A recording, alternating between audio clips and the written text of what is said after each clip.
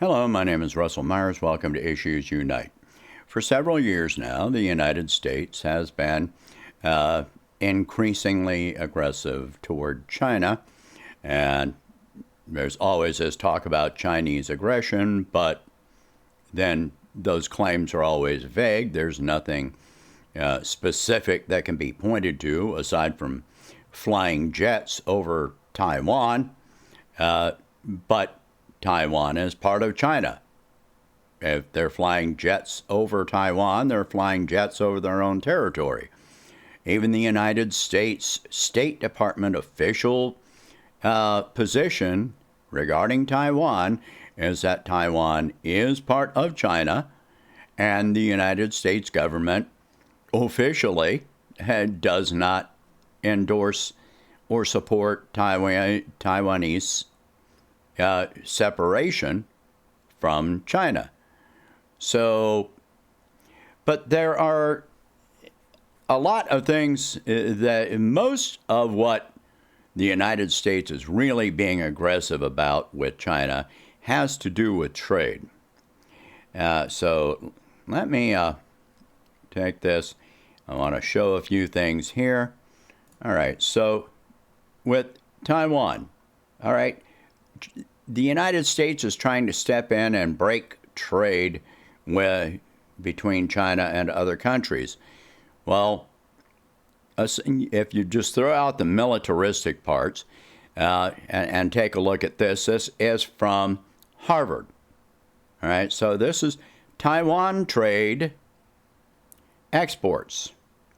36.5% of their exports go to China and 12.65% to Hong Kong. So you're talking, 49% of Taiwan's exports go to China, Hong Kong being part of China. What about imports? Mainland China, 23.79%, and then another 0.91% to Hong Kong. Imports from the United States, 11.99%. Exports to the United States, 12.868% of their exports go to the United States. What about other countries in the region? Are they going to want to cut off trade with China?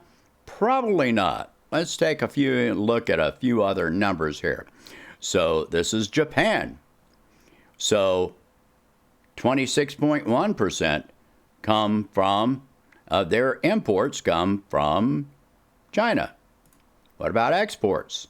No, 22.65% and another 4.93% to Hong Kong. The United States, 18.76%.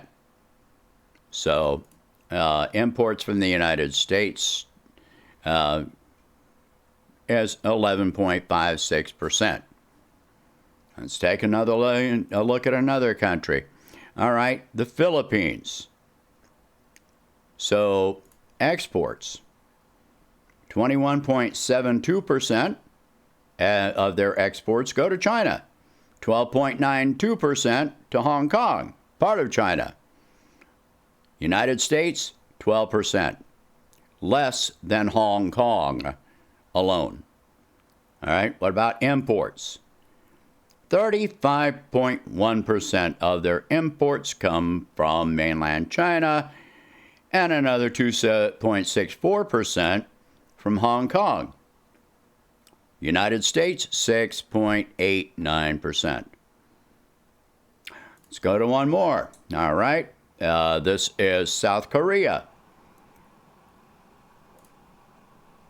27.03% of their exports go to China, 6.04% to Hong Kong. United States, 12.88%. What about imports? South Korea importing 26.03% of their imports come from mainland China. I don't see Hong Kong on here, but United States, 11.85%. Next country, Australia, with all of their anti-China rhetoric. Of their exports, 41% go to China, and then another 1.96% to Hong Kong. United States, 4.95%. How about imports?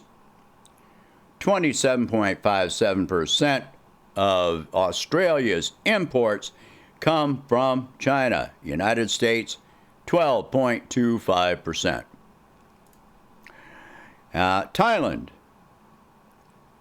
exports, 14.23% of their exports go to China, and another 4.88% to Hong Kong. United States, 13.7%.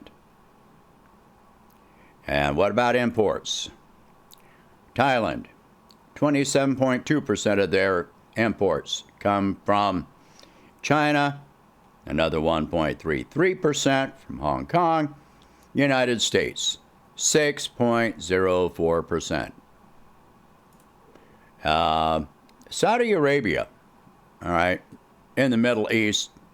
I'm stepping away from just Asia right now, but Saudi Arabia, 21.38% of their exports go to China, and 5.35% to the United States. Imports, China, 22.48% of Saudi Arabia's imports come from China. United States, 9.07%. So, how about this? China. We'll look directly at China here. All right. China's exports for 10.54% to Hong Kong.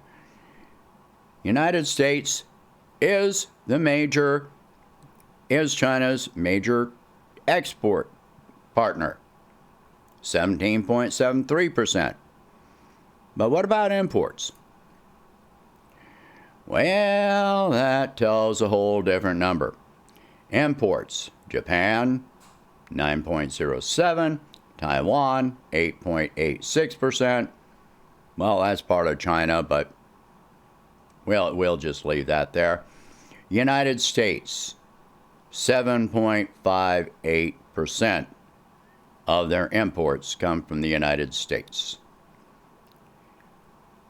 Let's discuss another issue here, which is what percentage of China's GDP is reliant on trade from the United States.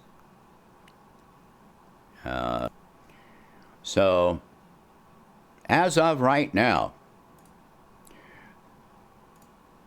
all right, this is by CNBC, the Chinese government is widely expected to announce on Sunday a GDP growth target of around 5% for the year. Oh, I lost one of my tabs. Only 3% of China's GDP is reliant on trade with the United States. 3%. By the way, that number is down from 4% at the time that Trump took office. So, what are the odds that all these countries are going to cut off trade with China when they rely so much on their trade with China? What would happen to the Chinese economy if the United States cut off all trade with China? Well, the number of things would happen. Okay, their GDP growth would fall by 3%. Okay, but they're expecting at least 5% growth this year. So they would still have GDP growth, just somewhat less. China has a history of having a roughly 6% annual growth in their GDP. The United States, for many years, has had an average GDP growth of 2% or less. Now, if we cut off trade with China, look around your house at all the things that you've got that were made in China. If we cut off trade with China, then we would have to source all these different products, which some of them we may not be able to even obtain from other sources. But the fact is that for the most part, things that we import from China at this time, the price would go up. We've already seen our prices go up because of sanctions and tariffs on China. China's not paying for that. We pay for that in the form of higher prices. And most of the time, we don't have any other choice because there's no other source. We just have to pay the higher price. That's not hurting China any more than the sanctions on Russia have damaged their economy. So the point of all of this is that these other countries are not going to stop trading with China. Doing so would economically devastate those countries. With China being each one of these countries or regions' largest trading partners, it's not going to happen. The United States can try to promise that we're going to replace that level of trade. Well, no, we're not, because for one thing, it would cost a lot more, either importing or exporting. So that's not an option. The fact is, the United States does not have the industrial capacity, the agricultural capacity to replace all of the items that are traded between these countries with China. We would have to import raw materials. Where all those raw materials going to come from? So a lot of things that we import from China are only available from China. There's also the downstream effect, the indirect effect, that many of these countries that trade with China, their imports from China, are raw materials or components that come from China, which they use to make other products for export to the United States, Europe, or whatever. So if they don't have access to the raw materials or components, microchips, steel, etc., then their industries just come to an absolute standstill. Look at what is happening to Europe right now, and deindustrialization because of all the sanctions being placed on Russia, and which has caused all kinds of problems, not only with the energy, but also because of reduced trade in general. And many other cases, other countries, including the United States, just don't have the industrial capacity to replace what China produces for export to these other countries. So it's a foolish idea to think that, we're going to beat China at trade. And it's foolish for these other countries to engage in militarism against China, because if that becomes enough of an issue, China will just cut off trade with them. And then what are they going to do? Who knows?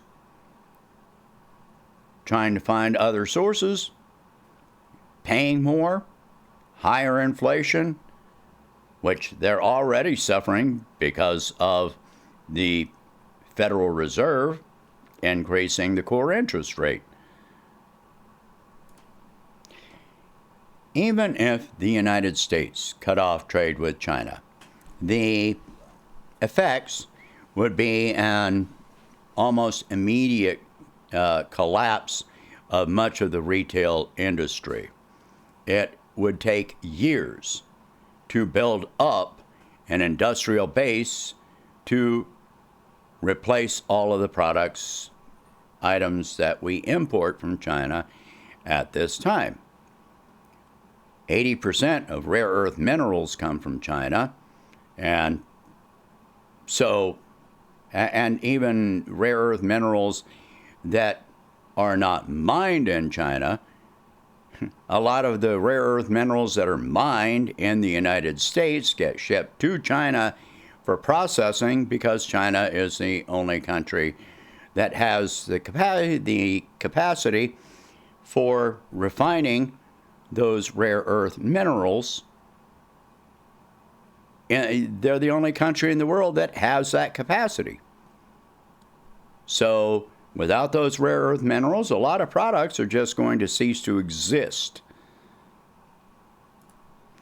So all of this is really about the U.S. trying to maintain its hegemony over the rest of the world and extending that in China to a greater degree. The oligarchs on Wall Street want more control over China's industrial base and more access to the Chinese consumer market. They don't get to tell us how to run their economy.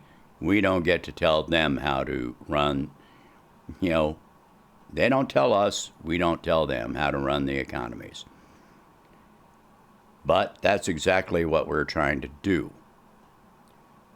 So, where all of this stuff is concerned, the United States is going to continue to try. But it is going to fail miserably. If anything, China can turn around and just say, we're not doing trade with you anymore.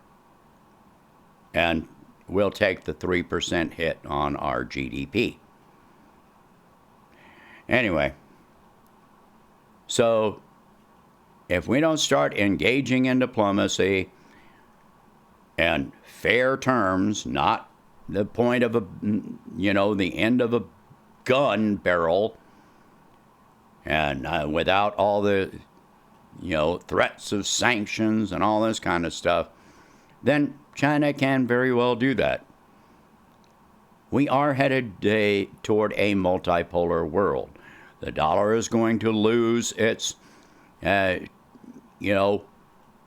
ranking and across the planet. It's only a matter of time. It's not an if, it's a when. When will this happen? Anyway, so share this video. Talk about these subjects. If you can afford it, please donate whatever you can to help expand this channel and my presidential campaign. And I will catch you in the next one. Thank you for watching. Have a good day.